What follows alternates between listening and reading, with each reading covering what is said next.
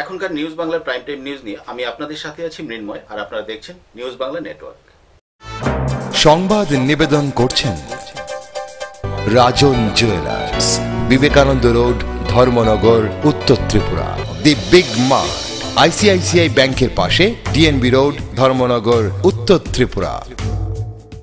সহযোগী নিবেদক আমার অঙ্গে অঙ্গে তোমার ছোঁয়া আমায় সম্পূর্ণ করেছে।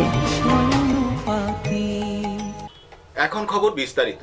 বুধবার ধর্মনগর জেলা হাসপাতালে ডিডিআরসির উদ্যোগে 20 জন বিকলাঙ্গদের মধ্যে বিভিন্ন সহায়ক যন্ত্রপাতি বিতরণ করা হয়।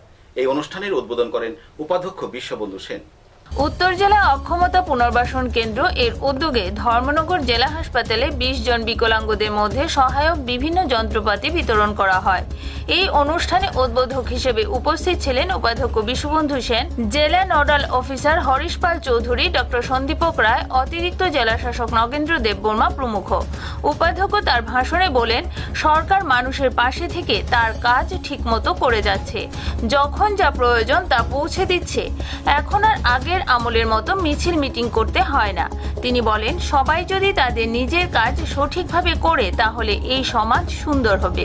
রাজ্যের মুখ্যমন্ত্রী বিপ্লব কুমার দেব উত্তর জেলায় অক্ষমতা পুনর্বাসন কেন্দ্র চালু করার এখনকার মানুষের অনেক উপকার হয়েছে, তার জন্য তিনি মুখ্যমন্ত্রীকে ধন্যবাদ জানান। এই প্রকল্পে সরাসরি কেন্দ্রীয় সরকার রাজ্য সরকারের কাছে, রাজ্য সরকারের মাধ্যমে এই জিনিসগুলো আপনাদের কাছে পৌঁছে দেওয়ার ব্যবস্থা করেছেন। এই জিনিসটাই যদি এই নিকটবর্তী সুদূর অতীতে 2-2.5-3 বছর আগে হতো, তাহলে এখানে অনেক কি বলবো সরকারি প্রোগ্রাম, মানে অনেক রকম ধরেন লাল রঙের গান, লাল রঙের বক্তব্য, সংগ্রামের কথাবার্তা, এগুলো হতো। সাংবাদিক ভাই বোনদের কাজ হলো খবর নিয়ে মানুষকে জানানো, দেশবাসীকে জানানো। আমরা যদি প্রত্যেকে যার কাছ থেকে সরে গিয়ে শুধু খালি মিছিল করি, মানছি না, মানবো না করি, তাহলে প্রত্যেকের জায়গা থেকে সরে গিয়ে কি হবে? সবগুলো জায়গায় কিন্তু কাজ আটকে যাবে। আর প্রত্যেকে যদি নিজের কাজ করি, তাহলে কি হবে? দেশের উন্নয়ন হবে, রাজ্যের উন্নয়ন হবে, এলাকার উন্নয়ন হবে। ধর্মনগর থেকে বিকাশ ভট্টাচার্যের রিপোর্ট, নিউজ বাংলা। বিগত দুর্গাপূজার সময় ধর্মনগরের চন্দ্রপুর এলাকায় ইলেকট্রিক লাইনে কাজ করার সময় খুঁটি থেকে পড়ে গুরুতর আহত হয়েছিলেন বিশ্বজিৎ পাল। দীর্ঘ 5 মাস আগরতলায় চিকিৎসার পর সুস্থ না হয় তাকে বহিরাজ্যে চিকিৎসার জন্য নিয়ে যাওয়া হচ্ছে। তার এই দুঃসময়ে তার পাশে এসে দাঁড়িয়েছে ত্রিপুরা রাজ্য বিদ্যুৎ কর্মচারী সংঘ। বুধবার সংঘের পক্ষ থেকে বিশ্বজিৎ পালের স্ত্রীর হাতে আর্থিক সাহায্য তুলে দেওয়া হয়। 2018 সালে দুর্গাপূজার সময় ধর্মনগর চন্দ্রপুর এলাকায় ইলেকট্রিক লাইনে মেইনটেনেন্সে কাজ করার সময় বিদ্যুতের ছুবলে খুঁটি থেকে পড়ে মাথা ও পায়ে আঘাত লাগে বিশ্বজিৎ পালের। এরপর থেকে প্রথমে ধর্মনগর হাসপাতালে ও পরে জিবি হাসপাতালে, সেখানেও সুস্থ না হওয়ায় আইএলএস হাসপাতালে চিকিৎসা চলে বিশ্বজিৎ পালের। বিগত 5 মাস ধরে চিকিৎসা চলার পরেও সুস্থ না হওয়ায় এখন তাকে নিয়ে আগামীকাল বহিরাজ্যে চিকিৎসা করার জন্য যাবে পরিবারের লোকজন। বিশ্বজিৎ পালের পরিবারে রয়েছে তার বৃদ্ধা মা, স্ত্রী ও এক ছেলে ও এক মেয়ে। বিশ্বজিৎ বাবু অসুস্থ হওয়ায় পরিবারের উপর দুঃখের পাহাড় নেমে এসেছে, কিন্তু এই 5 মাসে চিকিৎসার খরচ বহন করতে পারছে না এই দরিদ্র পরিবার। তাই বিশ্বজিৎ পালের পাশে প্রথম থেকে সাহায্যের হাত বাড়িয়ে দিয়েছিল ত্রিপুরা রাজ্য বিদ্যুৎ কর্মচারী সংঘের। এর আগে আইএলএস হাসপাতালে চিকিৎসা চলাকালীন আর্থিক সাহায্য করেছিল এই সংস্থা। এবার যখন বহিরাজ্যে চিকিৎসা করার যাবার বেলায় আবার পাশে দাঁড়ালো এই সংস্থা।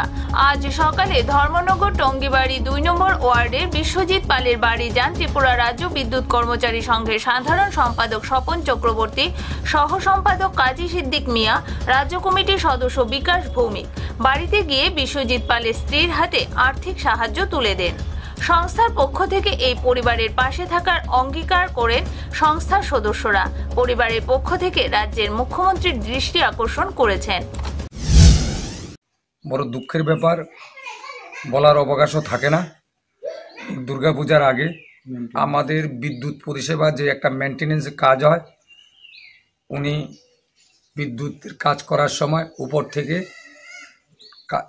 গাছ যখন গাছের ডাল কাটার সময় উনি ছিটকে মাটিতে পড়ে যান এবং তখন কারেন্টের শর্টও ছিল পাশে। তাই বড় দুঃখের বিষয়, দুর্গাপূজা থেকে এখন পর্যন্ত ওনার যে হাল অবস্থা আমি দেখছি, 24 ঘন্টা আমাদের ধর্মনগরের ডিস্ট্রিক্ট ইউনিটের প্রেসিডেন্ট তথা আমাদের ত্রিপুরা রাজ্য বিদ্যুৎ কর্মচারী সংঘের ইনি আমাদের ধর্মনগর ডিস্ট্রিক্টের সেক্রেটারি বটে এবং আমাদের রাজ্যসভার সদস্য তিনি। আমি ওনাকে বলছিলাম যে বিকাশদা, উনি কর্মরত অবস্থায় অসহায় হয়ে মৃত্যুর সঙ্গে পাঞ্জা খেলছেন, একটু দয়া করে আপনি দেখুন। আমি তো সবসময় আগরতলা থেকে আসতে পারি না, উনি 24 ঘন্টা নজর রাখছে। এবং যখন উনি অ্যাক্সিডেন্ট হয়েছিল তখন ওনাকে আমরা আমাদের ত্রিপুরা রাজ্য বিদ্যুৎ নিগম থেকে প্রায় 45 থেকে 50 হাজার টাকা একটা দিয়েছিলাম। তারপরে জিবি থেকে রেফার করে আইএলএসে গিয়েছিল, ওখানে কিছু বিল আসছে, সেই বিলগুলো আমাদের কর্তৃপক্ষ দিয়ে দেবে আমাকে বলে দিয়েছে। ধর্মনগর থেকে বিকাশ ভট্টাচার্যের রিপোর্ট, নিউজ বাংলা। উপাধ্যক্ষ বিশ্ববন্ধু সেনের হস্তক্ষেপে 2 ঘন্টা পর সুস্থ হল মাধ্যমিক পরীক্ষার্থী বচ্চন ত্রিপুরা। এদিকে ধর্মনগর জেলা হাসপাতালের গাফিলতিতে ক্ষোভ ব্যক্ত করেন উপাধ্যক্ষ বিশ্ববন্ধু সেন। বুধবার সকাল ধর্মনগর সরকারি বালিকা বিদ্যালয়ে মাধ্যমিক পরীক্ষা শুরু হয়। সেখানে আনন্দবাজার এলাকার জীবন ত্রিপুরা উচ্চ মাধ্যমিক বিদ্যালয়ের 60 জন ছাত্রছাত্রীরা পরীক্ষা দিতে আসে। পরীক্ষা শুরু হওয়ার কিছু পরেই প্রচন্ড অসুস্থ হয়ে পড়ে ওই স্কুলের ছাত্র বচ্চন ত্রিপুরা। সঙ্গে সঙ্গে খবর দেওয়া হয় ধর্মনগর হাসপাতালে। স্কুলের পক্ষ থেকে মহকুমার দায়িত্বে থাকা অফিসার সূর্যকুমার দেববর্মা ও রিপন চক্রবর্তী গিয়ে এই খবর জানান, কিন্তু এর পরেও হাসপাতাল থেকে কেউ আসেনি। এদিকে পরীক্ষা চলাকালীন সময়ে স্কুল পরিদর্শনে বেরিয়েছিলেন উপাধ্যক্ষ বিশ্ববন্ধু সেন। তিনি যখন ধর্মনগর সরকারি বালিকা বিদ্যালয় পরিদর্শনে যান, দেখতে পান প্রায় 1 ঘন্টা অতিবাহিত হবার পরও হাসপাতাল থেকে কেউ আসেনি। তখন তিনি নিজে ফোন করেন হাসপাতালে। তারপর হাসপাতাল থেকে আধ ঘন্টা পর 2 জন ক্যাজুয়াল স্টাফ পাঠানো হয়। এতে ক্ষোভে ফেটে পড়েন উপাধ্যক্ষ। হাসপাতালে মেডিকেল সুপার শিশেন্দু চাকমাকে ডেকে আনেন উপাধ্যক্ষ, কিন্তু তিনি এসে কোনো কিছু করতে পারেননি, কারণ পরীক্ষা করার জন্য যে সামান্য স্টেথোস্কোপ প্রয়োজন তাও তিনি সঙ্গে আনেননি। তারপর মেডিকেল সুপার তড়িঘড়ি হাসপাতালে খবর পাঠিয়ে ইমার্জেন্সি থেকে ডক্টর NH ভৌমিককে আনা হয়। তারপর চিকিৎসা শুরু হলে কিছুটা সুস্থ অনুভব করে বচ্চন ত্রিপুরা। তারপর সে পরীক্ষা দিতে বসে। এই ছাত্রকে চিকিৎসা শুরু করতে ধর্মনগর স্বাস্থ্য দপ্তরের প্রায় 2 ঘন্টা সময় চলে যায়। উপাধ্যক্ষ হাসপাতালে মেডিকেল সুপার সহ সকলকে বলেন, যদি ওনাদের ছেলে মেয়ের পরীক্ষায় বসতো তাহলে কি তিনি মেনে নিতেন? ধর্মনগর জেলা হাসপাতালের এই গাফিলতির কারণে medical super, chief medical officer সহ সকলকে আন্তরিক হবার পরামর্শ দেন উপাধ্যক্ষ বিশ্ববন্ধু সেন। পরীক্ষার্থীদের যাতে কোনো ধরনের অসুবিধা না হয় সে বিষয়ে লক্ষ্য রাখার নির্দেশ দেন উপাধ্যক্ষ। তিনি বলেন, আজ সকালে তিনি ধর্মনগর হাসপাতালে একটি অনুষ্ঠানে বলেছিলেন যে সকলে যেন তাদের নিজের কাজ ঠিকমতো করেন। সেখানে মেডিকেল সুপারও ছিলেন, তারপরও এই ধরনের ঘটনা মানা যায় না। আমার দুইজন স্টাফ অলরেডি মানে টিম দেওয়া আছে, 2জন না 4জন স্টাফ আমাদের টিম আছে। তো হসপিটাল যে পরীক্ষা 7টা, এখানে ধর্মনগরের মধ্যে 7টা স্কুল আছে, 7টা স্কুল আমাদেরকে কভার করতে হয়। তো আমার যে স্টাফ ডাক্তারের যে পজিশন আছে, আমি অতগুলো ডাক্তার দিতে পারি না। কাজে আমরা প্যারামেডিক্যাল স্টাফ আছে, এদেরকে দিয়ে আমরা খাবার দেওয়া দিই। তো এই স্টাফরা তারা সেন্টারে গিয়ে ঘুরে দেখে যে কোথাও কোনো যদি প্রবলেম থাকে তাহলে তারা সেটাই সমস্যাটা সমাধান করে। যদি প্রয়োজনে তারা গাড়ি নিয়ে হাসপাতালে বাচ্চাদেরকে নিয়ে যায়। কিন্তু আজকে যে সমস্যাটা হয়েছে এটা হলো কি, তো বাচ্চারা যে অসুস্থ হয়েছে আমার কাছে খবর পাইতে দেরি হয়েছে। প্রথম আমি যখন খবর পাইছি অলরেডি 1 ঘন্টা থেকে দেরি হয়ে গেছে। এখান থেকে সম্ভবত CMOরা ফোন করা হয়েছে বা কোথাও ফোন করা হয়েছে, কিন্তু আমার জানানি হয়েছে না। তো আমি সঙ্গে খবর পাইয়া আমি 2জন স্টাফদেরকে পাঠাই দিয়েছি। স্যারে আমারে ফোন করছিল, আমি স্যারে কল ব্যাক করছি, কিন্তু ডেপুটি স্পিকার স্যারে আমারে ফোন করছিলেন। আমি আমি ফোনটা পাইয়া তারপরে আমি স্যারের কল ব্যাক। ওই বাচ্চাটা অসুস্থ হওয়ার পরে ইনফরমেশন পেয়ে আমাদের যে স্কুলের যে ম্যানেজমেন্ট টিম ওনারা সুপারিনটেন্ডেন্টের সাথে কন্ট্যাক্ট করতে চেষ্টা করেছেন, ওনারা পায়নি। তো ওনারা নিজেই হসপিটালে গেছেন একটা গাড়ি নিয়ে, ওখানে গিয়ে ইনচার্জ যিনি ছিলেন ওনার সাথে কথা বলেছেন। তো কথা বলার পরে যে পাঠাচ্ছি এই তো দিচ্ছি ওই রকমভাবে। তারপরে আমি পার্সোনালি সে ধরুন আরও 30 মিনিট পরে আমি আবার সুপারিনটেন্ডেন্টকে ফোন করলাম। ফোন করার পরে উনি বলছেন যে টিম সব অর্গানাইজ আছে, তো পাঠাচ্ছি যা। তো এরকমভাবে প্রায় 1.5 ঘন্টা লেগে গেছে। যার যার দায়িত্ব যে যে পালন করুন। আপনারা তো ছিলেন সাংবাদিক ভাই বন্ধুরা, খবর সংগ্রহ করবেন, আমরা এমএলএরা সেন্টারে কাজ করব, শিক্ষক মশাইরা স্কুলে থাকবেন, কর্মচারীরা ভাই বন্ধুরা অফিসে থাকবেন, কৃষক ভাই বন্ধুরা জমিতে থাকবেন। Is it result? রেজাল্ট হলো মানুষের সেবা করতে নেমেছি আমরা। এখন তো বাজে কটা, প্রায় 2টো। না রে ভাই, আমার তো খাওয়ানোর টাইম হয়ে গেছে, আমি যাই গা। এটা হয় নাকি? আমাদের তো দিনটা 24 ঘন্টা কাজ করতে, পাবলিক ওয়ার্ক। ডাক্তারবাবু তো হচ্ছে সাংঘাতিক ব্যাপার, ডাক্তার তো একটা সাংঘাতিক ব্যাপার, রাউন্ড দ্য ক্লক ডিউটি করতে হয়। এই জন্য তো ডাক্তারকে আমরা বলি ভগবান। ধর্মনগর থেকে বিকাশ ভট্টাচার্যের রিপোর্ট, নিউজ বাংলা। রাজ্যে চালু হলো স্টার্ট আপ ইন্ডিয়া কর্মসূচি। বুধবার সকালে মহাকরণে এই কর্মসূচির সূচনা করেন মুখ্যমন্ত্রী বিপ্লব কুমার দেব। একটি অত্যাধুনিক ভ্যান বুধবার থেকে রাজ্যের 24টি কলেজ ও বিদ্যালয়ে ঘুরে ছাত্রছাত্রীদের স্বাবলম্বী হয়ে উৎসাহিত করবে। আগামী 16 মার্চ পর্যন্ত রাজ্যের 6টি জেলায় ঘুরে বিভিন্ন কর্মশালা সংগঠিত করা হবে। রাজ্যের ছাত্রছাত্রীরা যাতে সর্বভারতীয় পরীক্ষায় টিকে থাকতে পারে তার জন্য আগামী 2 মাসের মধ্যে চালু হচ্ছে বিশেষ কোচিং সেন্টার। বুধবার সকালে মহাকরণে স্টার্ট আপ ইন্ডিয়ার অত্যাধুনিক ভ্যানের সূচনা করে একথা বলেন মুখ্যমন্ত্রী বিপ্লব কুমার দেব।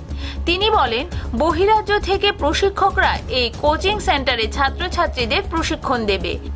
মুখ্যমন্ত্রী পূর্বতন বাম সরকারের সমালোচনা করে বলেন, সেই সময় বেকার যুবক যুবতীদের কথা চিন্তা করা হয়নি। গত কয়েক মাসে 820 জন উদ্যোগপতি তাদের নাম নথিভুক্ত করেছে বলে জানান তিনি। এখনো পর্যন্ত 4000 বেকার যুবক যুবতীদের কর্মসংস্থানের সুযোগ সৃষ্টি হয়েছে বলে জানান মুখ্যমন্ত্রী। স্টার্ট আপ ইন্ডিয়া মোদিজি 2014-তে দেশের প্রধানমন্ত্রী হওয়ার পর থেকে নওজওয়ানদেরকে কিভাবে রোজগার দেওয়া যেতে পারে, কিভাবে স্বরোজগারের ব্যবস্থা হতে পারে ও এন্টারপ্রেনারশিপ ডেভেলপ করা। কারণ ভারত নওজওয়ানের দেশ, স্বাভাবিকভাবে তাদের রোজগারের ব্যবস্থা করতে হবে। নরেন্দ্র ভাই মোদি যেটা বলেছিলেন যে রোজগারের ব্যবস্থা করে দেওয়া। রোজগার মানে আমার যেই রাজ্যে আমি আছি, জন্ম হয়েছে, এই রাজ্যের যারা বিরোধী পার্টি আছে এরা রোজগার মানে বোঝে না। আমি অ্যাসেম্বলিতে বলার পরও রোজগারের ডেফিনেশন এরা বোঝে না। যেমন এরা সেকুলারিজমের ডেফিনেশন বোঝে না। সেকুলারিজম মানে সবকা সাথ সবকা বিকাশ, ঠিক সেটা মোদি করে দিয়েছে। আর এদের সেকুলারিজম মানে বৃহত্তর অংশের মানুষকে শোষণ করো, তাদেরকে নির্যাতন করো। এটা সেকুলারিজম না। সেকুলারিজম মানে সবকা সাথ সবকা বিকাশ নরেন্দ্র মোদি করে দিয়েছে। ঠিক রোজগার মানে স্বরোজগার সবচাইতে তার মধ্যে বড় মাধ্যম, তবেই দেশ স্বনির্ভর হতে পারে। সারা দেশব্যাপী নরেন্দ্র মোদির যে চিন্তন নওজওয়ানদের কাছে পৌঁছে দেওয়ার জন্য, যেমন ত্রিপুরাতে এখন নতুন সরকার আসার পর 820টি এন্টারপ্রেনারশিপের পোর্টালে রেজিস্ট্রেশন হয়েছে। 4000 লোককে রোজগার দিয়েছে। আগে ত্রিপুরা ছেলেরা রোজগারের জন্য ধর্নায় বসতে হতো, মিছিলে যেতে হতো, মিটিংয়ে যেতে হতো, 10 বছর যাবৎ ঘুরতে হতো। এখন কেউ ঘুরে না, রোজগারের ব্যবস্থা করে ও অন্যকে রোজগার দেয়। আর এই যে ব্যানটা 10 দিন, আজকে থেকে 10 দিন সারা ত্রিপুরা রাজ্য ঘুরবে। ঘোরার পর কিছু 24টি স্কুল কলেজ যাবে, বাকি কলেজগুলোর মধ্যে শিক্ষা প্রতিষ্ঠান সব জায়গায় নওজওয়ানদের সঙ্গে সম্পর্ক করবে। তাদেরকে তার মধ্যে ভিডিও স্ক্রিন লাগানো আছে, তার মধ্যে দিয়ে তাদেরকে বোঝানো হবে যে প্রযুক্তিবিদ্যা আধুনিকতম কী প্রসেসে করলে তার রোজগার বেশি হবে, কি তার মাধ্যম হতে পারে, কোথা থেকে সে সেটা সংগ্রহ করতে পারে। এই সবগুলো তাদেরকে এই প্রোগ্রামের মাধ্যমে শিক্ষিত করে তোলা হবে এবং পরবর্তী সময়ে এর মধ্যে সবচাইতে ভালো যে পারদর্শিতার সঙ্গে সেই বিষয়টা করতে পারবে বা শিখবে তাকেও আইডেন্টিফাই করা হবে, তাকেও পুরস্কৃত করা হবে, এই ব্যবস্থা তার মধ্যে রয়েছে। তো আমার সম্পূর্ণ বিশ্বাস সারা ত্রিপুরা রাজ্যব্যাপী যখন এই ব্যান ঘুরবে তো একটা স্বনির্ভর মহল তৈরি হবে, নওজওয়ানরা দিশা পাবে। রাজ্যে 6টি জেলা ঘুরে বিভিন্ন কলেজ ও বিদ্যালয়ের ছাত্রীদের নিয়ে কর্মশালা সংগঠিত করা হবে বলে জানান প্রকল্প আধিকারিক অমিত শর্মা। তিনি জানান কৃষি ও টেলিযোগাযোগ ও অন্যান্য প্রযুক্তিবিদ্যা নিয়ে ছাত্রছাত্রীদের সাথে মতবিনিময় করা হবে। আগরতলা, আমবাসা, ধলাই ও ধর্মনগরে হবে campus programme. So we started Startup India Yatra in July of 2018. We have covered almost 19 states now. Tripura is our 20th and the final state. And I think there will be Sikkim after this as well. What we are planning to achieve from this Yatra is that we are trying to get students and entrepreneurs to come and share their idea with the government so we can go ahead and help them in starting up their business, in helping them to expand their business and to do something. Right, like Prime Minister said, that instead of getting them to find jobs, we want to turn them into job creators. And the best way to start is if we start from the grassroots levels. That's why the Startup India Yatra goes through Tier 2 and Tier 3 cities. We are here in Tripura now for Startup India Tripura Yatra, which will run from 6th of March till 16th of March. And once we are done with that, there will be some cash prizes for the finalist students, and there will be incubation and pre-incubation offers as well. My good name is Amit Sharma. So total how many colleges are covering this? We are covering 24 colleges through van stops and 4 colleges through boot camps, which is making total of 28 colleges from 6 districts in Tripura. How do you select the students for that? No sir, we don't select the students. It is on the spot. So we go to colleges, we set up the boot camps in the colleges.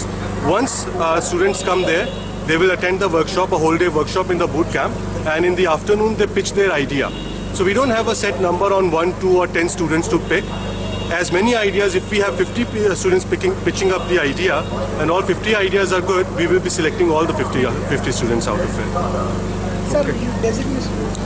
I'm the Startup India project head for Startup India Tripura Yatra. সব মিলিয়ে startup India কর্মসূচি সারা রাজ্যে ছাত্রছাত্রীদের নতুন দিশা দেখাবে বলে আশা প্রকাশ করেছেন অনেকে। আগরতলা থেকে সুমন ঘোষের রিপোর্ট, নিউজ বাংলা। নিয়ে নিচ্ছি ছোট্ট একটি বিজ্ঞাপন বিরতি, ফিরে আসছি বিরতির পর, সঙ্গে থাকুন।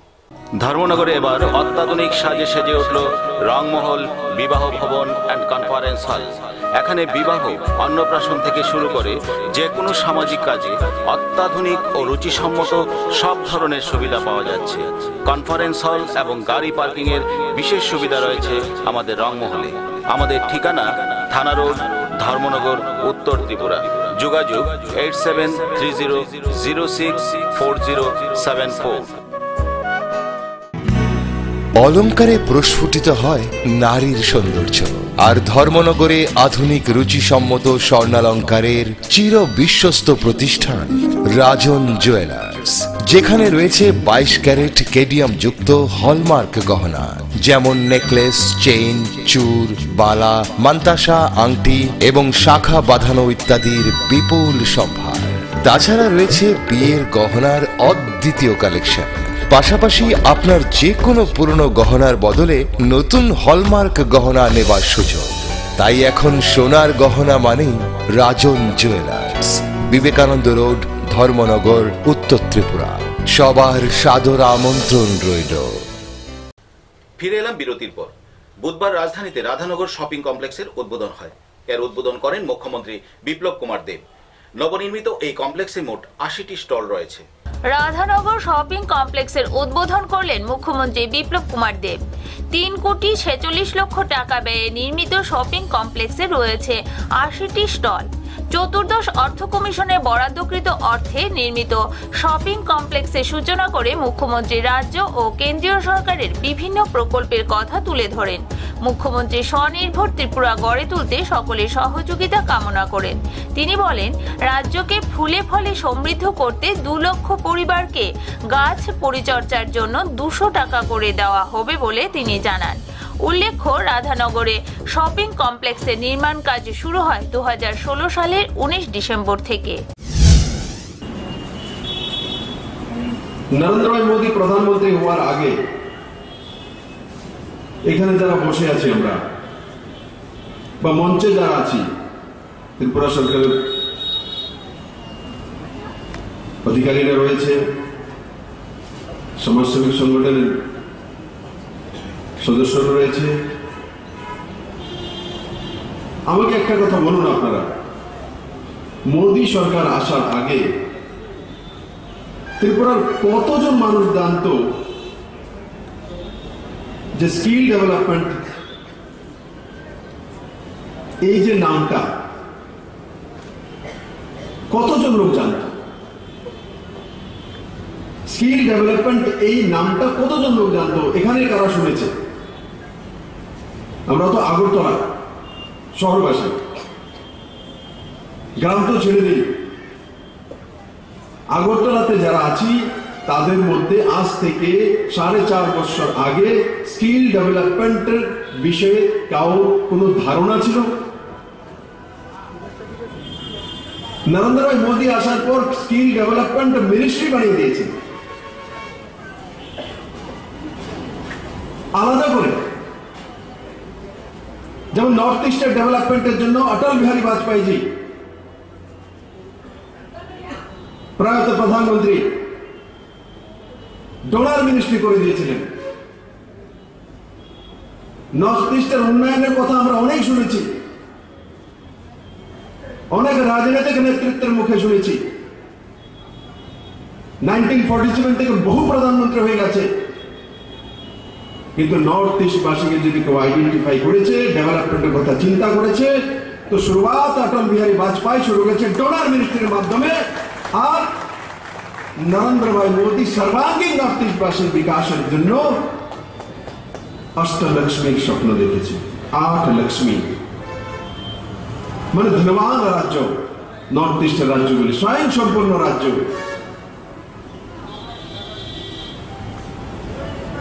পঁচিশ বছর ক্রমাগত যে সরকার ছিল, সেই সরকারের মানুষকে স্বনির্ভর করার কোনো প্রকল্পই ছিল না। কোন প্রকল্প আমি পাইনি যে মানুষকে স্বনির্ভর করার জন্য এই প্রকল্পগুলো বা এই পলিসি নেওয়া হয়েছে।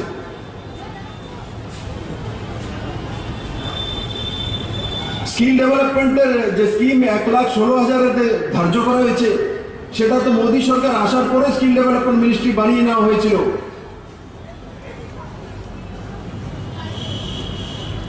তো কেন তার মধ্যে কাজ হলো না 2014 থেকে? আগরতলা থেকে সুমন ঘোষের রিপোর্ট, নিউজ বাংলা। স্বচ্ছ ভারত মিশন প্রকল্পে আগরতলা পুর নিগমের উদ্যোগে শুরু হয়েছে ওয়াল পেন্টিং ও মহিলা স্বসহায়ক দলের বাড়ি বাড়ি বর্জ্য পদার্থ সংগ্রহ কর্মসূচি। এই কর্মসূচির সূচনা করেন মুখ্যমন্ত্রী বিপ্লব কুমার দেব। এখন পর্যন্ত 18 জন চিত্রশিল্পী ওয়াল পেন্টিং এ অংশ নিয়েছেন। তারা মঙ্গলবার পর্যন্ত 50টি সচেতনতামূলক ওয়াল পেন্টিং তৈরি করেছেন। আগরতলা পুর নিগমের 19টি ওয়ার্ডের বিভিন্ন দেওয়ালে শুরু হয়েছে ওয়াল পেন্টিং ও মহিলা স্বসহায়ক দলের দ্বারা বাড়ি বাড়ি বর্জ্য পদার্থ সংগ্রহ কর্মসূচি। আগরতলা ডিমসাগরে বুধবার আনুষ্ঠানিকভাবে এই কর্মসূচির সূচনা করেন মুখ্যমন্ত্রী বিপ্লব কুমার দেব। তিনি আগরতলা শহরের সৌন্দর্য বৃদ্ধিতে এটি প্রথম পদক্ষেপ বলে অভিমত ব্যক্ত করেন। মুখ্যমন্ত্রী নেতিবাচক ভাবনা ত্যাগ করার উপর গুরুত্ব দেন। স্মার্ট ইন্ডিয়া প্রকল্পের বিভিন্ন দিক তুলে ধরেন মুখ্যমন্ত্রী। সাজিয়ে তোলা, আর সেই সাজিয়ে তোলার জন্য সবচাইতে বড় পদক্ষেপ যেটা, সেটা হচ্ছে স্মার্ট সিটি। তো এই স্মার্ট সিটি কনসেপ্ট কে এনেছে? নরেন্দ্র ভাই মোদী সরকার আসার পর। আগরতলা স্মার্ট সিটি প্রথমে স্মার্ট সিটির মধ্যে ছিল না।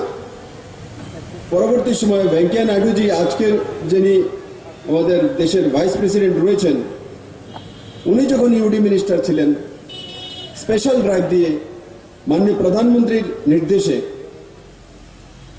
আগরতলা সহ আরো অনেকগুলি শহরকে স্মার্ট সিটিতে অন্তর্ভুক্ত করা হয়েছিল। কারণ কি, আগরতলা সিটি প্রথম যে স্মার্ট সিটিগুলি স্যাংশন হয়েছিল তার মধ্যে আগরতলা তার জন্য আসতো না।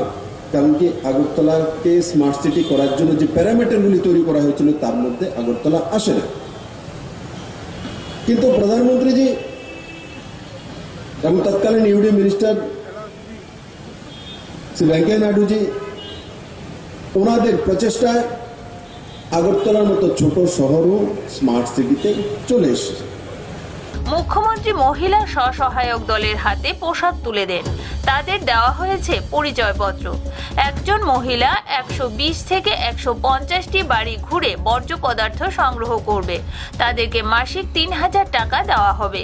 বাড়ি বাড়ি থেকে সংগ্রহ করবে 40 টাকা করে। সব মিলিয়ে প্রতি মাসে তাদের রোজগার হবে 6 থেকে 7000 টাকা। অনুষ্ঠানে বিধায়ক আশিস কুমার সিনহা, মেয়র প্রফুল্লজিৎ সিনহা প্রমুখ বক্তব্য রাখেন। পরে ওয়াল পেন্টিং ঘুরে দেখেন মুখ্যমন্ত্রী। আগরতলা থেকে সুমন ঘোষের রিপোর্ট, নিউজ বাংলা। এখনকার মতো প্রাইম টাইম নিউজ এই পর্যন্তই। আমাদের পরবর্তী সংবাদ দেখার জন্য চোখ রাখুন নিউজ বাংলার পর্দায়।